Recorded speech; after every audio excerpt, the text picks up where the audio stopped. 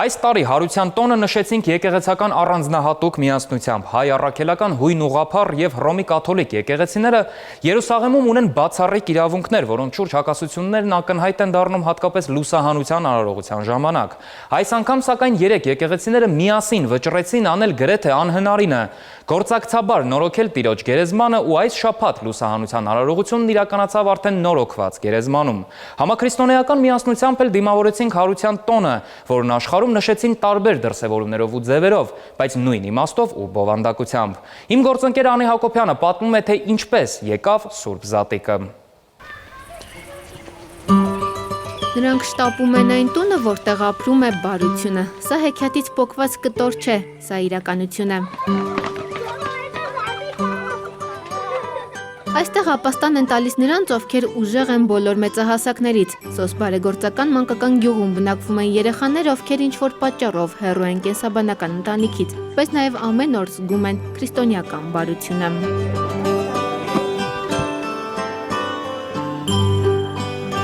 Կլոր զատիկ, կարմիր հատիկ, դաշտի մեջ մոլորվեց։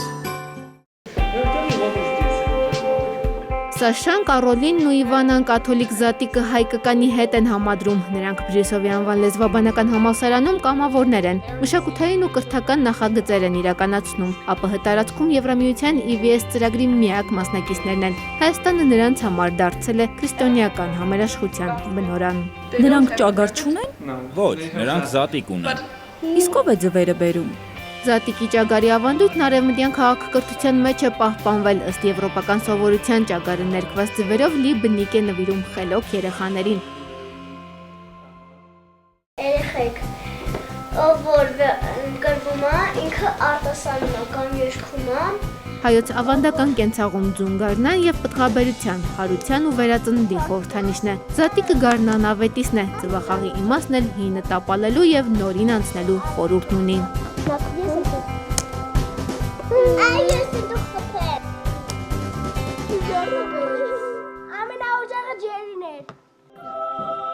Համաքրիստոնեական բացառիկ կոնսոլիդացիան կայացավ անցած տարի հոկտեմբերին։ Գիտնականների միջազգային խումբը բացեց Տիրոջ գերեզմանը, հանեց մարմարե ծածկը։ Հայ առաքելական հույն ուղղափառ եւ Հռոմի կաթոլիկ եկեղեցիները պատրաստ էին մի ով բանիվ նորոգել Հիսուսի գերեզմանը։ Սա նույնպես բացառիկ էր։ Հայ հեռուստադիտողը առաջին անգամ Armenia TV-ի ուղիղ եթերում տեսավ լուսահանության կարգը։ Հնուց եկած ու ժառանգաբար փոխանցված բացառիկ իրավունքով Տիրոջ լույսը աշխարհին փոխանցում են հենց հայերը։ Լուսահանության ծեսն իրականացնում են հայ առաքելական եւ հույն ուղղափառ եկեղեցիները, բայց Սուրբ Հարության տաճարում այստեղ ու այս պահին կենտրոնում հայ հավատացյալներն են։ Տասնյակ հազարավոր ուխտավորներ են ամբողջ աշխարհից գալիս ավետյաց երկիր Հարության ավետիսը ստանալու։ Ես եկել եմ Փետրեհեմ, Ավստրալիայից որպես ուխտավոր, ցանկանում եմ բոլոր հայերին այս աշխարհին, որ իրենք էլ քան Փետրեհեմ եւ Երուսաղեմ իրենց ուխտերն կատարել Քրիստոսի քայլերով։ Տիրոջ գերեզմանը փոքր շինություն է Սուրբ Հարության տաճարում, ով է առաջինը Հիսուսի գերեզմանից հանելու Տիրոջ լույսը եւ ավետելու Սուրբ Հարության լուրը։ Պատմականորեն այդ իրավունքը հայերինն է։ Հարության տաճարի դռների ձախ կողմում կանգնում են հայ հոգևորականները, աջում հույն։ Ներսում հայ լուսահանն է ու հույն պատրիարքը։ Սուրբ գերեզմանի երկու կողմերում կան օդանցքներ, դրանցից մեկից հայ լուսահանը լույսը փոխանցում է դրսում կուտակված հայերին, քանի դեռ հունած պատրիարքը դուռը կբացի եւ դուրս կգա։ Առաջինը հայերի կանգնած տեղում են լուսավառվում ջահերը, լույսը փոխանցում են մյուս հոգևորականներին ու ուխտավորներին։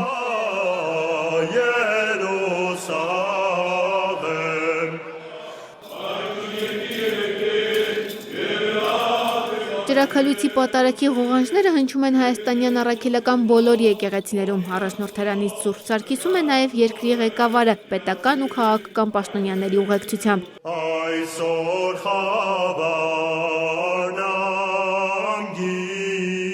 Հարության ավետիսը անցնում է նաև Երևանի փողոցներով, երիտասարդները կանթեղներով երթ են անում, քաղաքի բնակիչներին փոխանցելով Հիսուս Քրիստոսի հրաշափառ Հարության ավետիսը։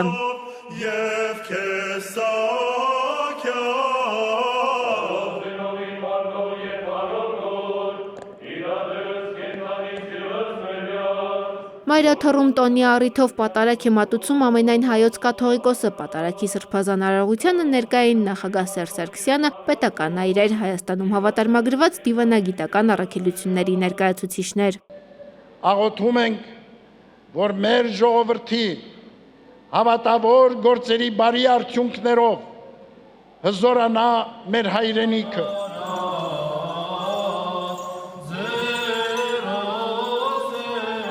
Նրանք պատմում են իրենց երկրների զատկական ծեսերի մասին, որոնք կարդացել են միայն գրքերում։ Ասում են, Եվրոպայում զատիկի ժողովրդական սովորույթները վաղուց մնացել են ժամանակի ծածկի տակ։ Երևանում գոնե մտովի վերականգնում են դրանք։ Սաշան Սլովակիայի, Կարոլինը Գերմանիայի ու Իվանան Խորվաթիայի։ Սլովակիայում մի դաժան ավանդույթ կա, այսպիսի ճյուղերով ճիպոտ են գործում ու դրանով հարվածում կանանց։ Կարծեմ, թե դա պտղաբերության ու բարօրության խորհուրդ ունի։ Խորվաթիայում այդպես են ասում։ Ավելին, ընտրության հնարավորություն կա, կամ ճիպոտել, կամ սառը ջուր լցնել կնոջ վրա, չգիտեմ ինչ է նշանակում։ Կլոր զատի կարմիր հատի դաշտի մեջ մոլորվեց արվի եզրի Քրիստոս հարյա ֆիմերելոց, օրհնյալ է հարությունը Քրիստոսի։ Այս ավետիսով ավարտվում է 40-օրյա մեծ պահքը, ըստ ժողովրդական սովորույթի Հայոց տներում սկսվում է բարեկենդանամ։ Մարդիկ կան էլ ասում հիմար, կդիկն է մարդուն, ու միշտ կերվելիս տելվիզոր։ Այս ժպիտներն են Սուրբ Հարության լույսը, ամենախոսունը զատկական մաղթանքի, թող բոլորիս տներում ապրի պարզ մանկական այս բարությունը։ Անի Հակոբյան, Նարեկ Գալստյան, Post Factum։